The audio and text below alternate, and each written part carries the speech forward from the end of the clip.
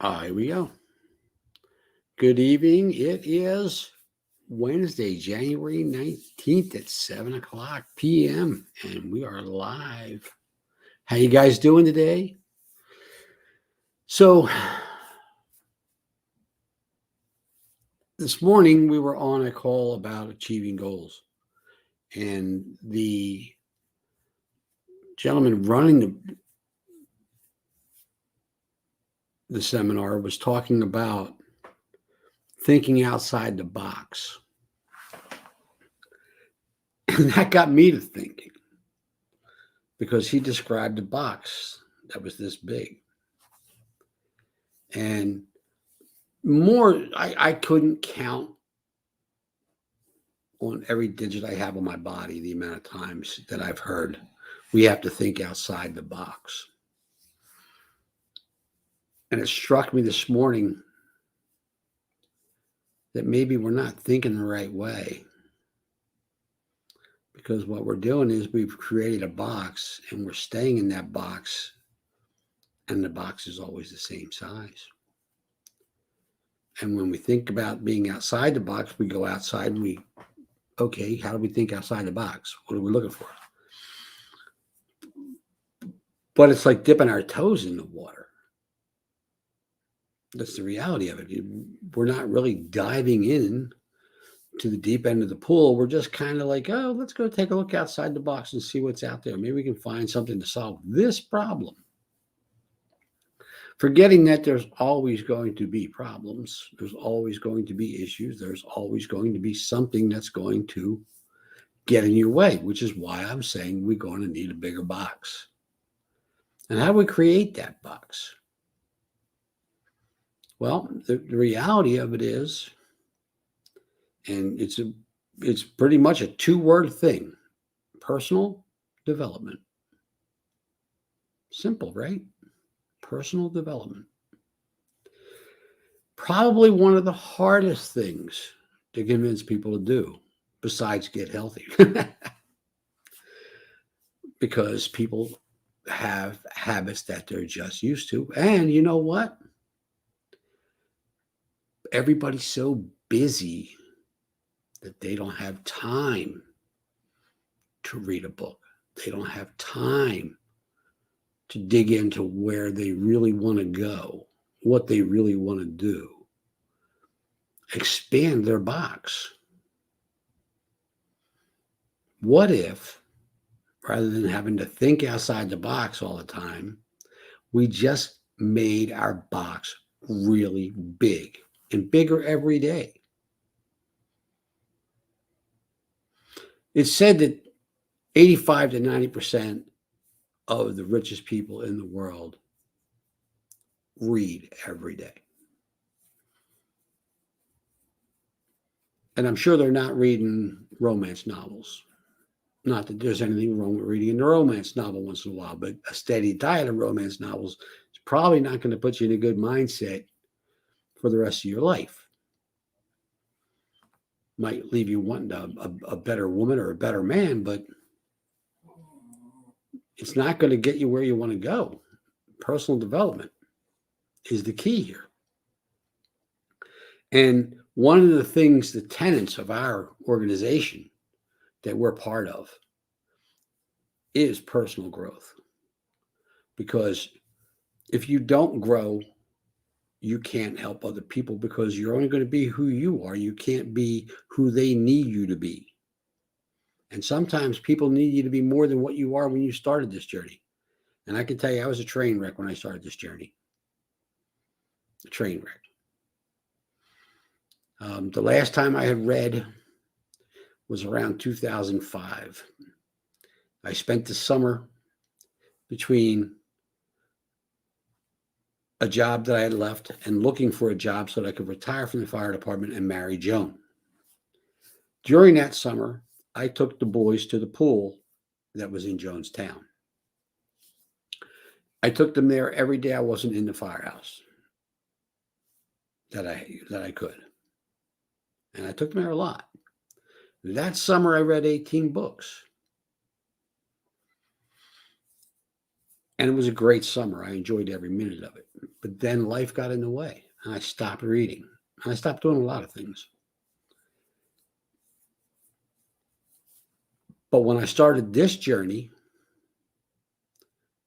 the words personal development kept coming up and kept coming up and kept coming up.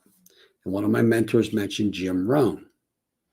Okay, Jim Rohn. So I started listening to Jim Rohn. Jim Rohn leads to Og Mandino next. So I check out Og Mandino. There are students of Og Mandino, so I checked them out. And I just keep going and going and going and going and going. And the wheels never stop turning. So this year I set a goal for myself because I read a lot of business books, a lot of motivational books, a lot of Tony Robbins, people like that, Ed Milet. Listen to his podcast almost weekly.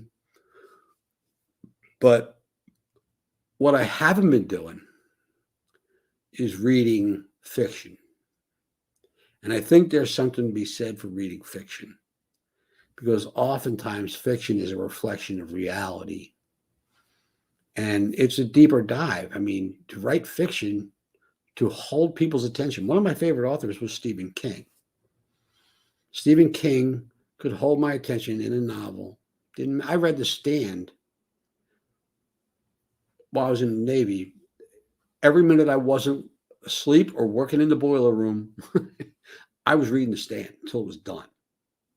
Turn a page, turn a page, turn a page, turn a page, turn a page. An incredible book. The movie, the series was pretty good, but the book was just mind-boggling. My point is that fiction reflects life. And it also shows you a better way to write things. And I'll tell you a really quick, funny story about family, but my brother started producing art. My brother's 2 years older than me, and I've never seen him pick up as much as a piece of chalk to draw on the sidewalk.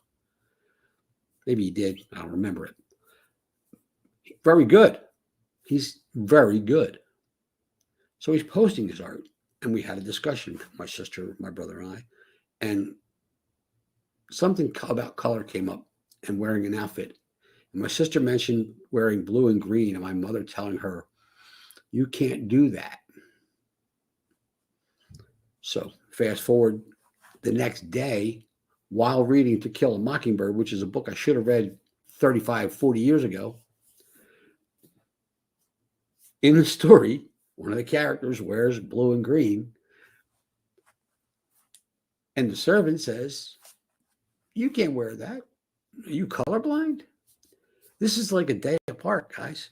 Art and life reflecting each other.